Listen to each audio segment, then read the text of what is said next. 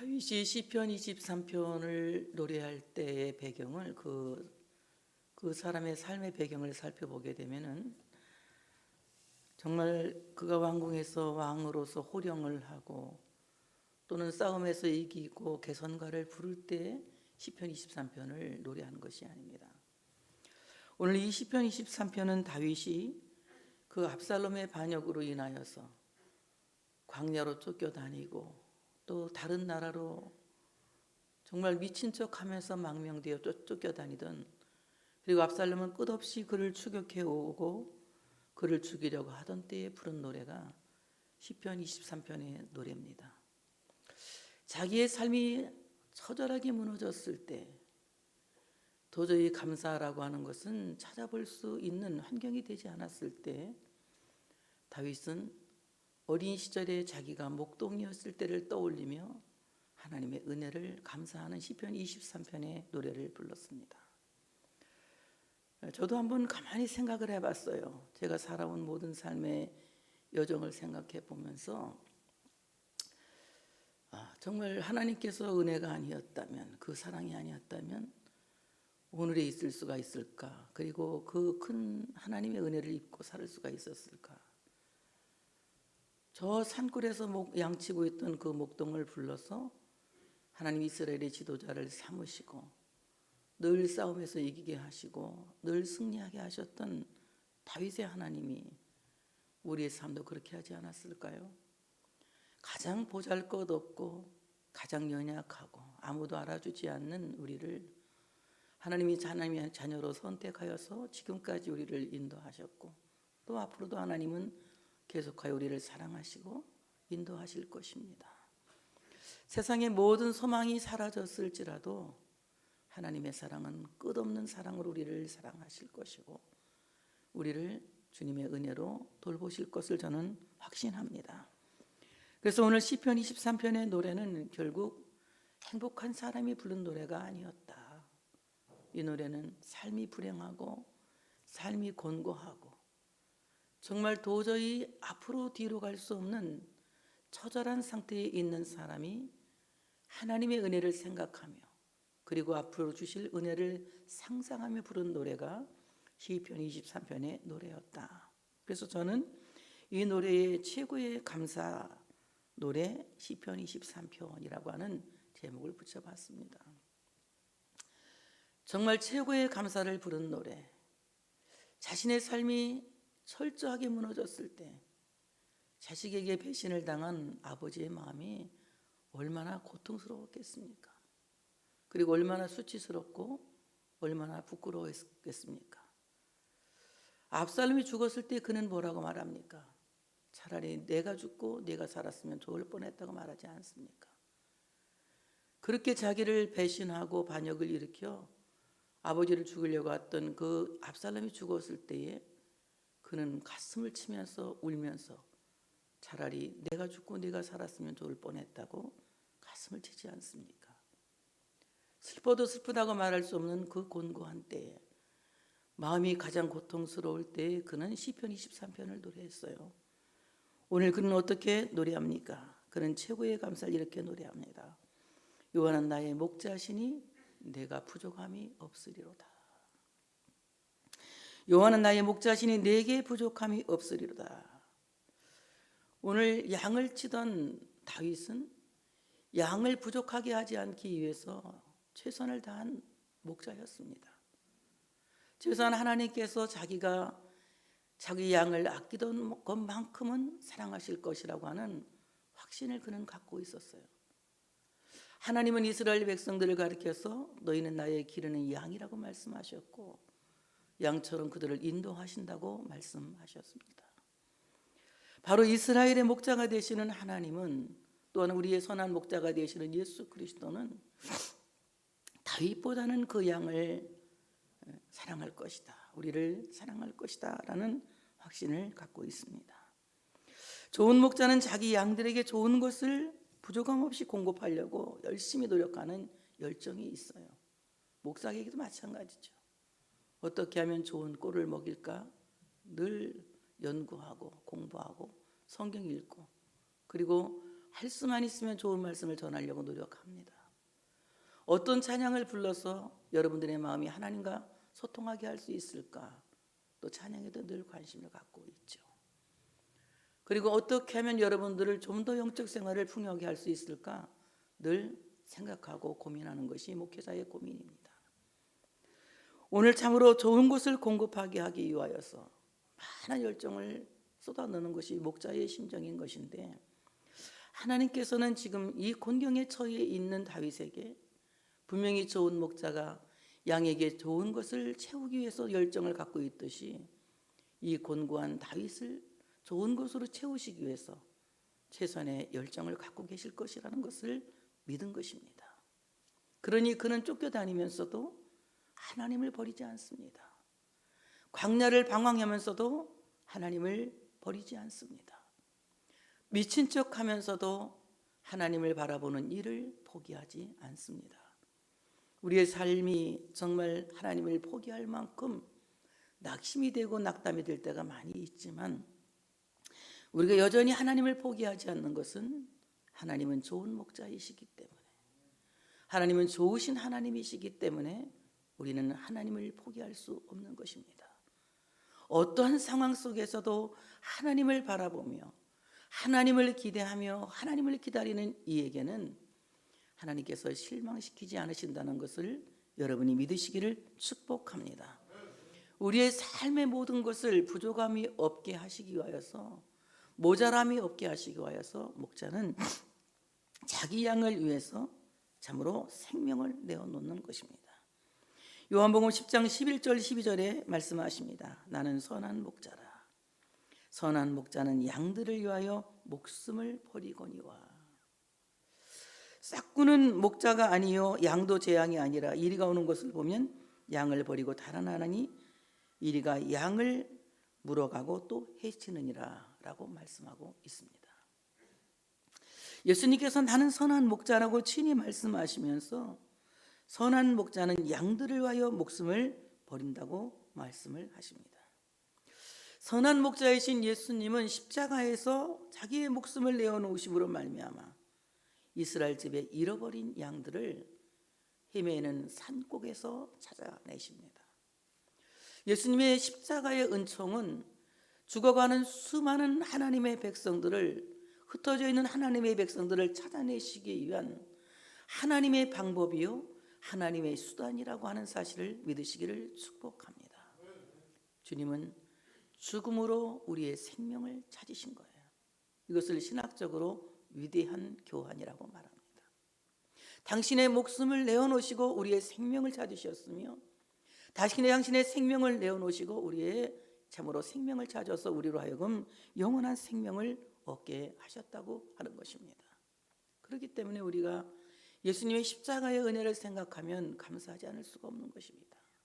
주님께서 그 생명을 맞바꾸고 우리를 사셨기 때문에, 우리를 구속하셨기 때문에 예수님의 십자가 앞에서는 우리 모두가 감사해야 된다고 하는 사실을 믿으시기를 축복합니다.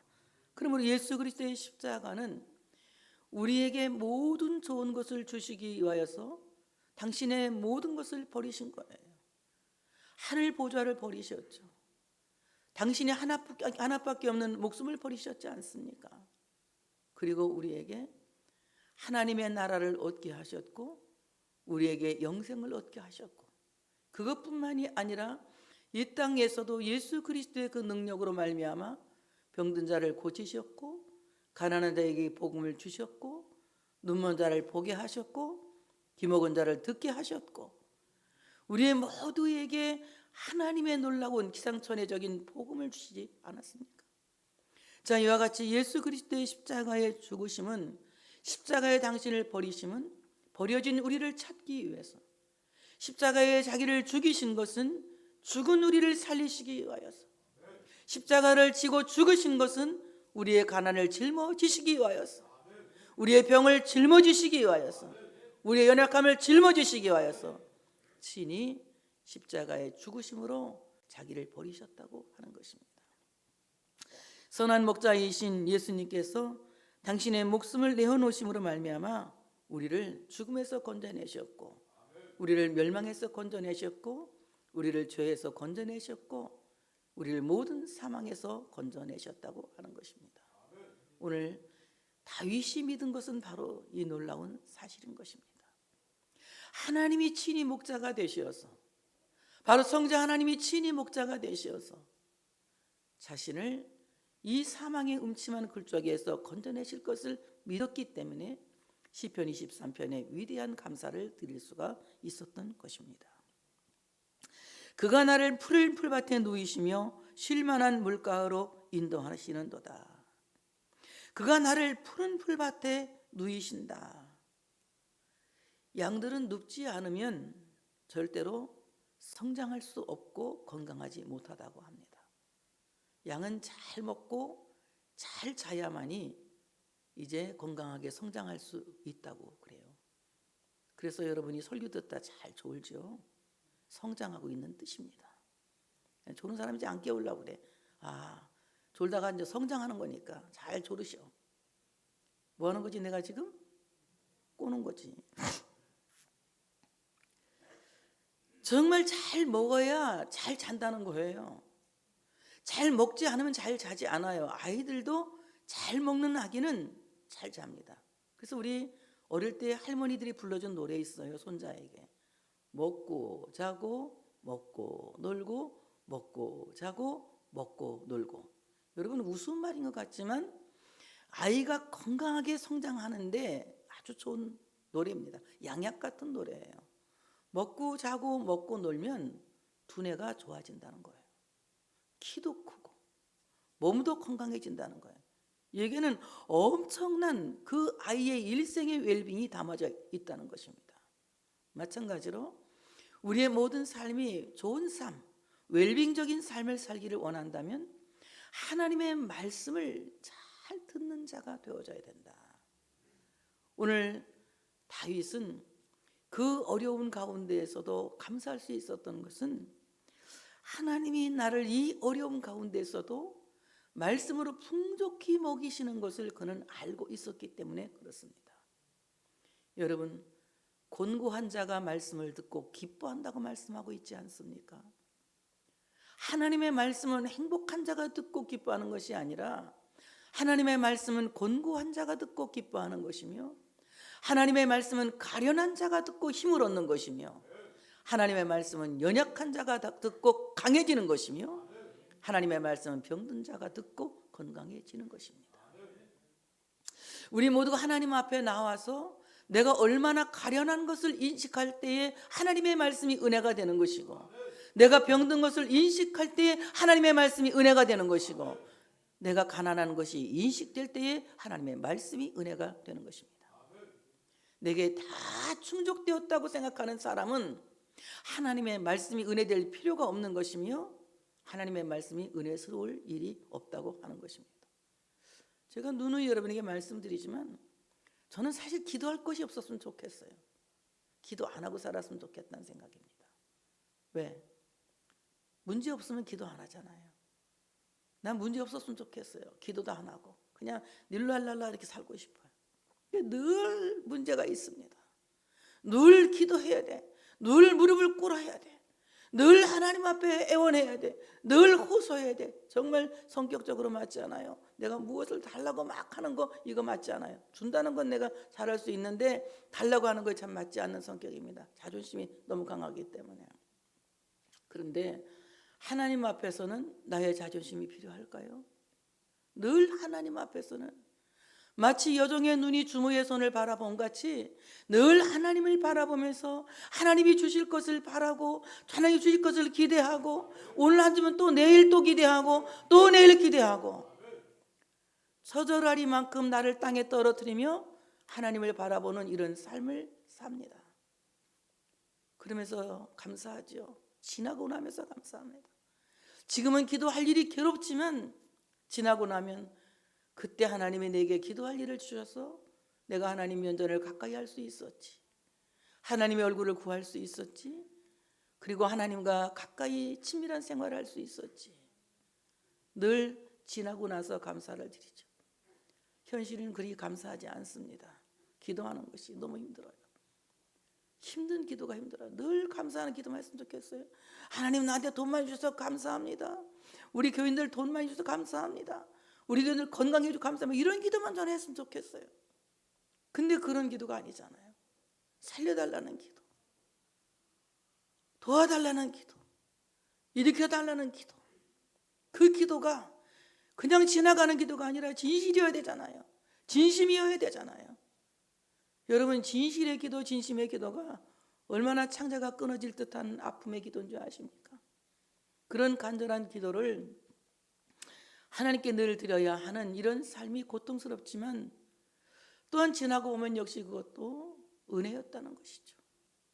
그런 일이 없다면 우리가 하나님과 더 가까이 할 수 있는 기회마저 버리게 될 것이라고 저는 알고 있습니다.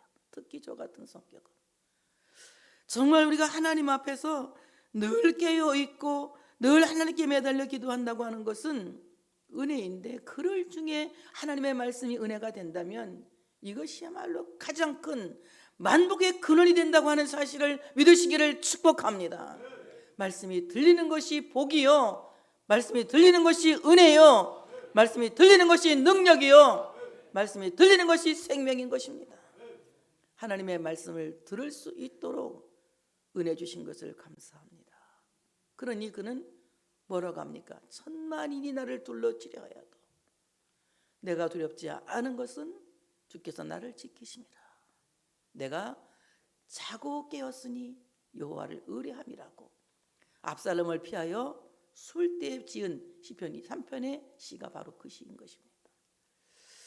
정말 하나님 앞에서 우리가 어려운 삶 속에서 진퇴양난, 앞으로 갈 수 뒤로 갈 수 없는 이런 고통 속에서도 하나님이 나에게 말씀으로 먹이시고 말씀으로 살리시고 말씀으로 복 주시고 말씀으로 위로하시고 말씀으로 힘을 내게 하시는 그 은혜에 우리 모두가 감사해야 된다고 하는 사실을 믿으시기를 축복합니다.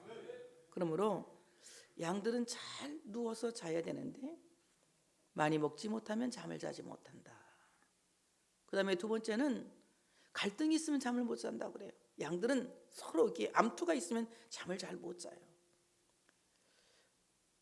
잠을 너무 많이 자도 큰일이기 때문에 목자는 그 목장에 염소를 몇 마리 끼워놓는다고 해요. 왜냐하면 조는 염소는 잠이 없기 때문에 양이 자면 가서 막 들이받아가지고 깨워놓는다고.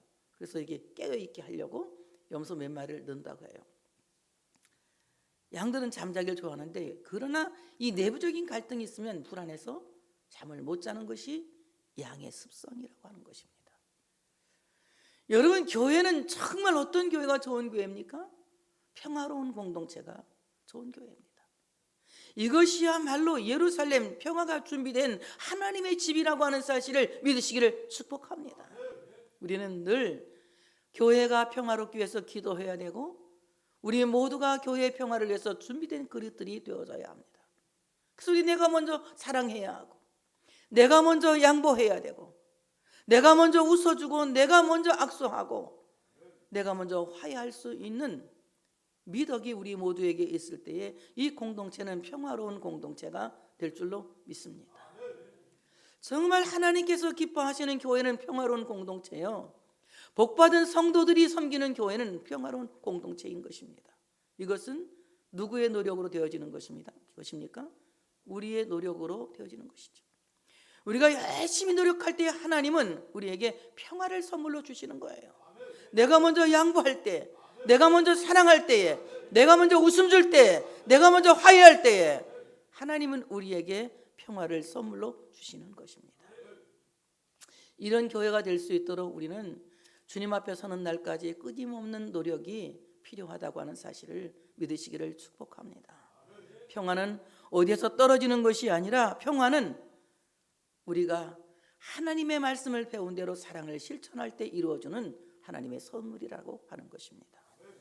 그러므로 우리 평화로운 공동체가 되기 위해서 늘 교회는 하나님의 말씀을 듣고 우리 서로 함께 기도하는 이런 공동체가 되기를 위해서 기도할 수 있는 우리가 되어야 할 줄로 믿습니다. 그 다음에 해충이 괴롭히면 잠을 못 잔다고 하더라고요. 해충이. 목장엔 늘 이 코파리나 이런 해충들이 들끓죠. 왜냐하면 그 뭐 똥 싸고 오줌 싸고 하니까 뭐 그런 냄새를 맡고 그런 해충들이 들끓습니다. 목자는 늘 이 해충이 끓지 않게 하려고 양들의 몸에 기름을 바른다고 해요. 기름을 발라주면 해충이 왔다가 미끄러져서 뚝 떨어지고 미끄러져서 뚝 떨어지고 그런다고 그래요. 여기 기름 바르는 것은 성령의 기름을 바른다는 거예요. 정말 우리가 성령 충만해야 돼. 우리 모두에게 성령의 기름 부으심이 있어야 돼. 그럴 때 약한 마귀는 와다 만지다가 뚝 떨어지고, 난 그러면 아멘 할 줄 알았어. 만지다가 뚝 떨어지고, 건드리다가 뚝 떨어지고, 넘보다가 뚝 떨어지고. 누구에게? 성령 충만한 사람에게. 여러분, 마귀가 넘볼 수 있는 시시한 사람이 되지 마세요. 마귀가 엿볼 수 있는 시원찮은 사람이 되지 마세요. 감히 마귀가 쳐다보지도 못하고 엿보지도 못하고 넘보지도 못할 권위 있는 크리스찬이 되시기를 바랍니다. 우리는 충분히 권위 있는 사람이 되기에 충분한 사람들입니다. 어떻게 해요? 성령 충만하면 그 영적 권위가 사탄의 권세를 얼마든지 물리칠 수 있는 권능이 되기 때문에 우리는 성령 충만한 그리스도인 되기 위해서 늘 기도해야 됩니다. 성령 충만한 사람들은 어떤 사람이 성령 충만함 받을 수가 있겠습니까? 여러분, 성령 충만한 사람은 방언 잘하는 사람이 아니에요. 밤새도록 기도하는 사람이 아니에요. 성령 충만한 사람은 첫째는 열심히 교회에 와야 되고, 둘째는 열심히 말씀 들어야 되고, 셋째는 들은 말씀을 붙잡고 열심히 기도하면 거기에 성령님이 오시는 것입니다. 마가 오순절 다락방의 성령의 역사가 그렇게 된 거예요. 모이기에 힘쓰고 전혀 기도에 힘쓰고 사도들이 증언하는 예수 그리스도의 십자가의 복음을 듣고 난 후에 오순절 마가다락방의 성령의 역사가 일어났다고 하는 사실입니다.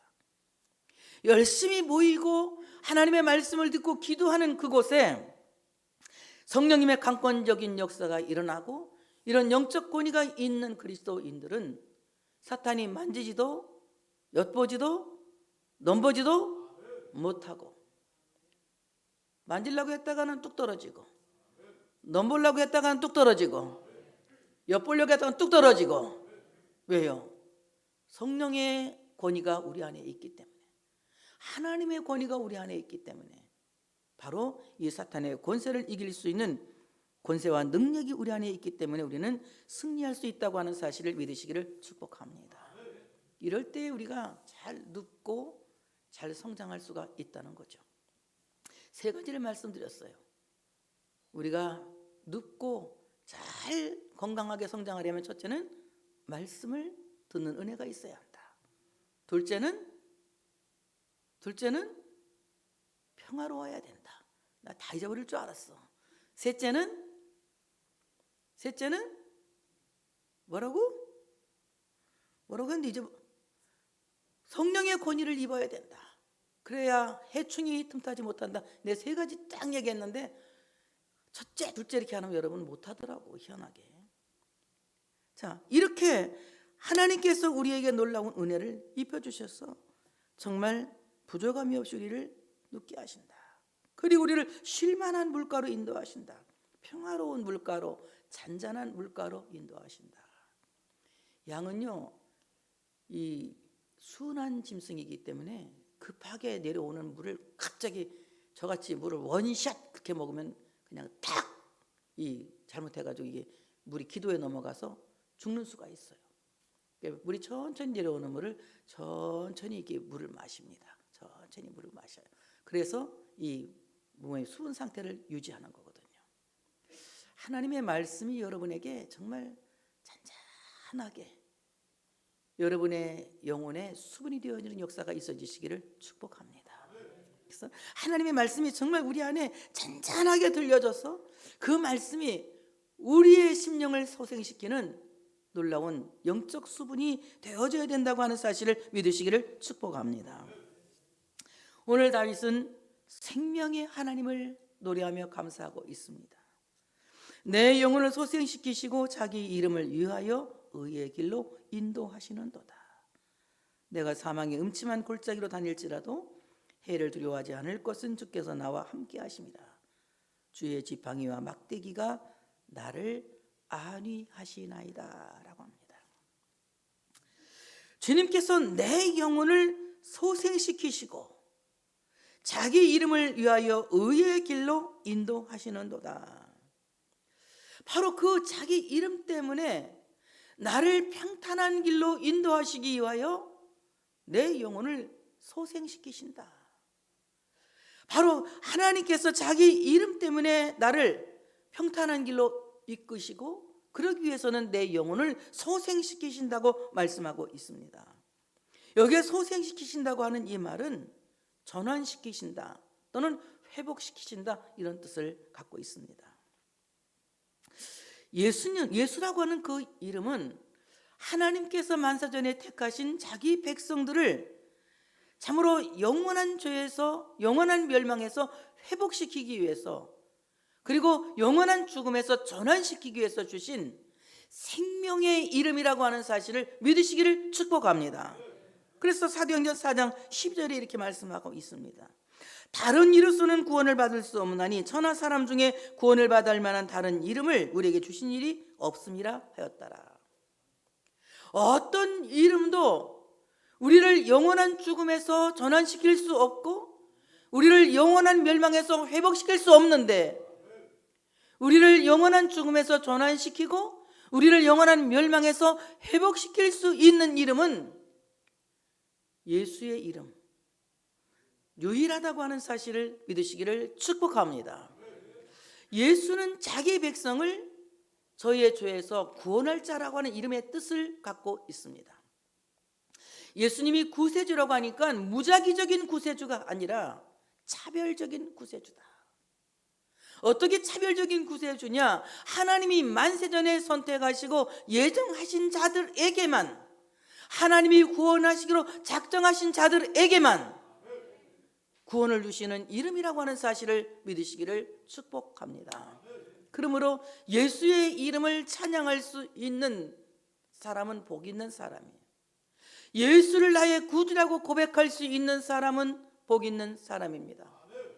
하나님은 하나님의 백성들을 어떻게 골라내시느냐, 어떻게 불러내시고 그리고 하나님이 그 백성을 어떻게 인정하시느냐.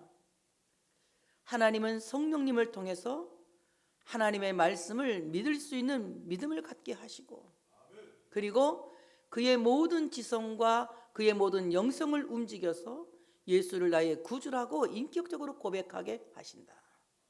이것이 바로 하나님이 그의 백성들을 인정하시는 방법이라고 하는 것입니다. 하나님의 말씀을 들을 때 그 말씀이 하나님의 말씀으로 믿어지고 예수님의 십자가가 나를 위한 죽음이로 믿어지고 그래서 예수가 나의 구주라고 고백되어지는 것은 예사로운 일이 아니라는 것이에요.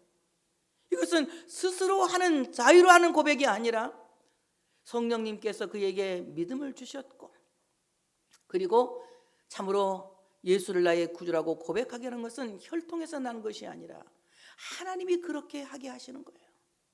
하나님이 그렇게 하게 하시는 거예요. 여러분 정말 하나님이 그렇게 하게 하시는 것을 한번 해보실까요? 예수 내 구주, 예수 내 구주, 예수님 나의 구주라고 하나님이 그렇게 고백하게 하시는 것입니다. 이것이 얼마나 놀라운 은혜입니까? 아무리 많이 배웠어도 아무리 많이 갖고 있어도 아무리 훌륭한 인격을 갖고 있어도 지성과 영성을 하나님이 움직이지 않는 사람들이 있어요. 어떤 일이 있어도 예수가 믿어지지 않는 사람이 있습니다. 그런데 우리는 어떤 일이 있어도 예수가 믿어지지 않습니까? 이거 큰 복이에요.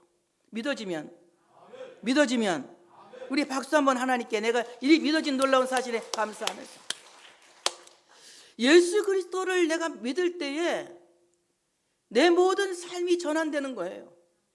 죽음에서 생명으로 옮겨지는 것이며 멸망에서 영생으로 옮겨지는 것이며 참으로 모든 저주에서 축복으로 옮겨지는 것입니다. 예수 그리스도를 구주로 믿는 자에게는 참으로 놀라운 전환이 일어난다는 것이죠. 그래서 우리가 병든 자가 예수 이름으로 기도할 때 병든 자가 고침을 받고 소원을 갖고 예수 이름으로 기도할 때 소원이 이루어지고 여러분이 예수 이름으로 말하는 것마다 하나님이 다 들으시고 예수 이름으로 봉사하는 것마다 하나님이 다 기억하시고 예수의 이름으로 사랑하는 그 모든 것들을 하나님이 기억하신다는 거예요. 그러니 예수의 이름을 믿는 우리에게는 큰 복이라고 하는 사실을 믿으시기를 축복합니다. 내가 사망한 음침한 골짜기를 다닐지라도 해를 두려워하지 않을 것은 주께서 나와 함께 하심이라. 주의 지팡이와 막대기가 나를 안위하시나이다. 내가 사망의 음침한 골짜기를 다닐지라도 해를 두려워하지 않는다. 왜? 사망의 음침한 골짜기에서 예수님이 십자가를 지고 죽으셨고 또한 거기서 부활하셨기 때문에 우리는 사망의 음침한 골짜기가 결코 죽음의 골짜기가 아니라 나를 부활로 이끄는, 생명으로 이끄는 축복의 골짜기라고 하는 사실을 믿으시기를 축복합니다. 오늘 이 사망의 음침한 골짜기는 매우 짙은 그늘이라고 하는 뜻을 갖고 있어요. 아주 그냥 그늘이 너무 짙어서 대낮에도 깜깜한, 너무 울창한 이런 골짜기라는 거죠. 그래서 이 골짜기를 가리켜서 신학자들은 이렇게 말해요.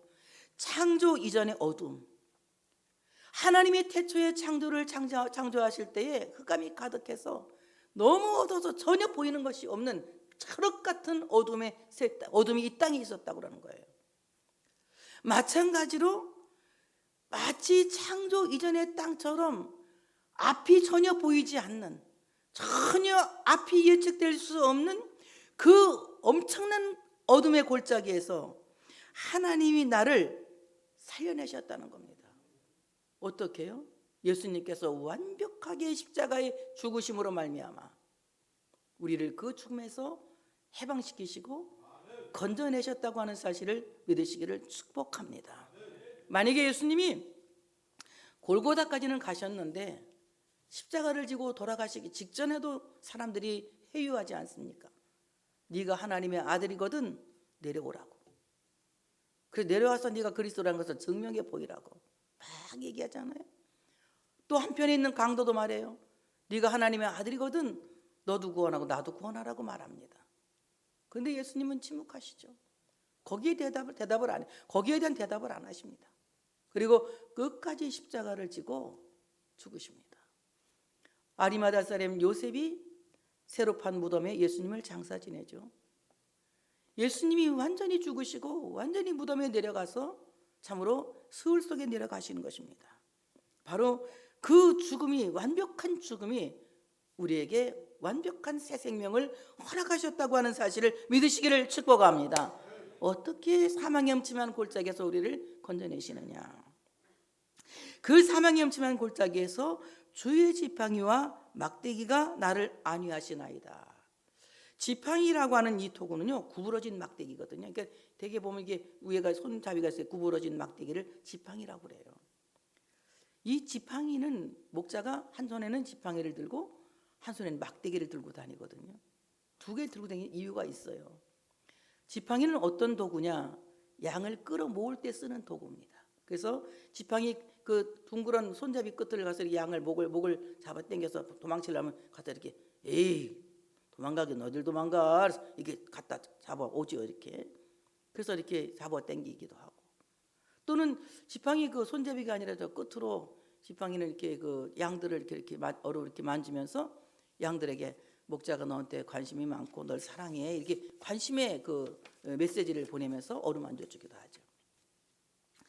하나님이 우리가 사망의 음침한 골짜기에 있을 때에 늘 끌어잡아 당기시는데 바로 우리를 끌어잡아 당기시는 선한 목자이신 하나님의 예수 그리스도의 지팡이는 무엇이냐? 바로 성령의 위로시다. 성령의 위로가 늘 우리를 끌어잡아 당기죠. 기도하게 만들고 찬양하게 만들고 오늘도 찬양이 얼마나 은혜스럽습니까? 세상 소망 다 사라져 가도 그냥 가슴이 맺어지는 것 같았어요. 주님의 사랑은 끝이 없다고 하지 않습니까? 그 놀라운 사랑 우리를 늘 끌어잡아 당기죠. 그 은혜로 우리를 늘 끌어잡아 당기죠. 성령님은 늘 우리를 끌어잡아 당기고 말씀으로 우리를 늘 어루만지시고 위로해 주시지 않습니까? 그래서 우리로 하여금 이 사망의 음침한 골짜기에서 죽지 않도록 주님께서 우리를 위로하시고 어루만지십니다. 또 이 막대기는 이제 지주 또는 버팀목 이런 뜻을 갖고 있는데요. 이 막대기라고 하는 이 막대기는 어디에 쓰는 것이냐? 맹수를 저격할 때 쓰는 곤봉과 같은 것입니다. 그러니 늘 목장 곁에는 늑대나 이리떼가 넘보고 있습니다. 곰도 오고 사자도 옵니다. 양을 잡아먹기 위해서.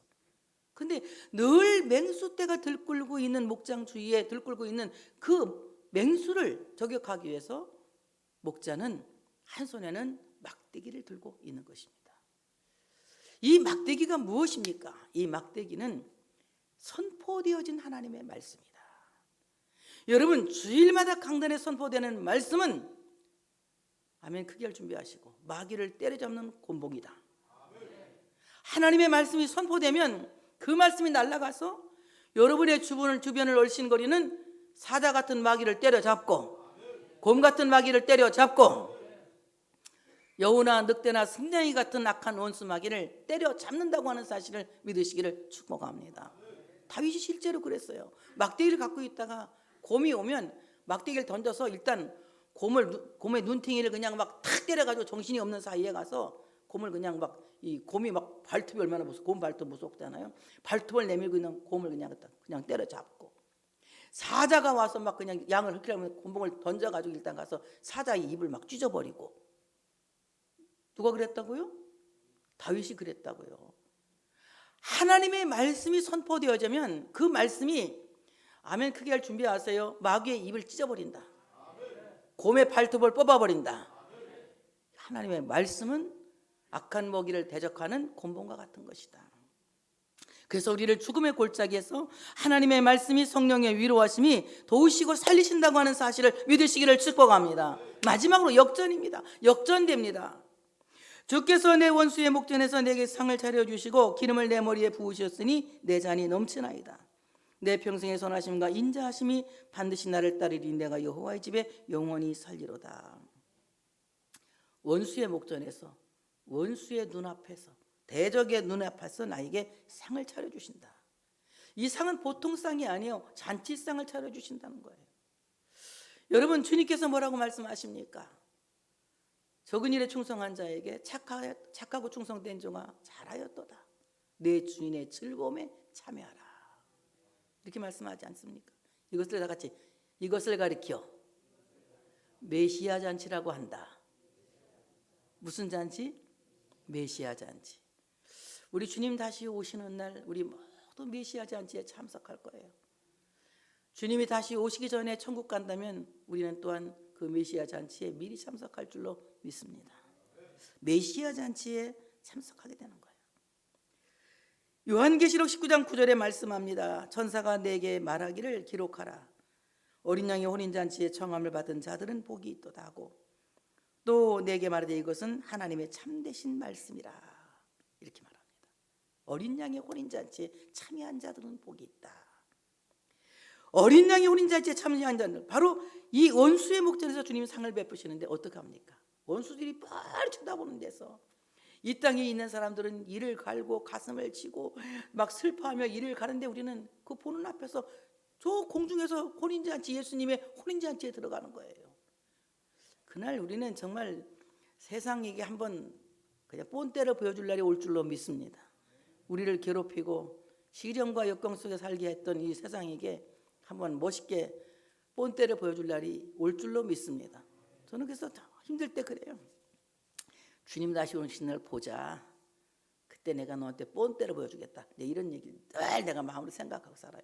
우리는 분명히 보상이 약속되어진 사람들이고 보상이 기다리고 있는 사람들이고 보상이 주어질 사람들입니다. 그날을 기대할 수 있는 여러분 되시기를 축복합니다. 기름으로 내 머리에 부으셨으니 고대 근동에서는 뭐 군중에도 기름을 붓고요. 잔치집에서 아주 그 잔치집에 세대 최고 훌륭한 손님, 최고의 손님에게 기름을 붓는 관습이 있어요. 그래서 오늘 기름을 부니까 내 잔이 넘치나이다. 아주 풍부하게 되었나이다. 가득하게 되었나이다. 자, 지금 퀴즈 1. 다윗이 왕궁에 들어간 것을 말한다. 아니면 들어갈 것을 상상하는 것이다. 1번. 들어간 것을 말한다. 2. 들어갈 것을 상상하는 것이다. 몇 번이요? 이 C는 2번이지. 그러니 상상하세요. 상상하세요. 하나님이 여러분 머리에 기름 부으실 것을 상상하시기 바랍니다. 하나님이 여러분을 높이실 것을 상상하시기 바랍니다. 그래서 그는 뭐라 합니까? 내 평상의 선하심과 인자심이 반드시 나를 따르리니 내가 여호와의 집에 영원히 살리로다. 내가 존재하는 날 동안에 주님의 선하심과 인자심이 정말 반드시 나를 따를 것이다. 선하다, 좋다, 토브란 말이에요. 인자하다, 헤세드, 사랑한다, 긍휼히 여기신다, 이런 뜻을 갖고 있거든요. 내가 사는 날 동안 좋으신 하나님의 사랑이 정녕 반드시 꼭 나를 따를 것이다. 내가 살아있는 동안 좋으신 하나님의 용서하심이, 긍휼히 여기심이 항상 나를 따를 것이다. 그래서 나는 여호와의 집에 영원히 살리로다. 그는 광야를 헤매면서도 다른 나라를 도망치면서도 늘 하나님의 집을 바라봤어요. 자기가 돌아갈 시온성을 바라본 것입니다. 그는 믿음대로 복위하였고 그는 믿음대로 왕권을 찾게 됩니다. 여러분, 여러분의 모든 삶도 그렇게 될 줄로 믿습니다. 왜냐하면 하나님이 우리의 목자이시기 때문에. 다윗의 위대한 감사의 노래는 우리의 감사의 노래가 될 것을 믿습니다. 하나님께 영광의 박수를 올려드리겠습니다.